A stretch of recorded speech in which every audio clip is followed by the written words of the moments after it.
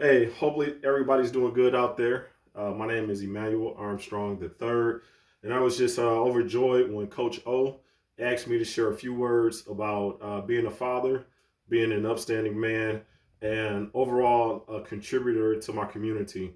I'm not going to take a lot of time, but I just want to talk about some of the men that had an impact in my life. My father, my uncles, and both of my grandfathers were men and that gave an example for me of what a man, what a father, and what a husband is. So I didn't have to read it in a book. I got a chance to see it every day. And one of the things that my father told me that always stayed with me is actually two things. But the one thing I like to share with you all is that we all make mistakes, and mistakes are part of the process to getting things correct. And so, one thing that my father always told me was just to be strong in who I was. And as I make these mistakes, what kind of mistakes will I make? Will I make rubber ball mistakes or will I make crystal ball mistakes? And I think we all know the difference between rubber and crystal. If I make a mistake that's a rubber ball, it will drop, but it's going to allow me the opportunity to bounce back. If I make a mistake, and you guys know the kind of mistakes that we can make with a crystal ball, and I drop it, it does what? It shatters.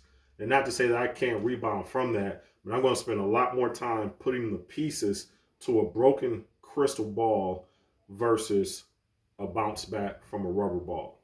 Other thing that my father always taught me is that use your head and use your head as much as you can, even to make a career out of it. But men always need to be able to use these, our hands. We need to be able to fix things, put things together, um, cut hair, DJ, take photography, all these types of things men should definitely have. So, one, you want to be strong in your mind, but you also want to know how to use your hands because you'll have a lot of people that are going to depend on you to fix things, your wives, your children, brothers, sisters, your parents, and things like that. So, those are just some life lessons that whenever I'm going to make a decision, I'm always using my head. I'm always thinking about if I get it wrong, is this something that I can rebound? So you want to minimize those losses. So that's about it in a nutshell.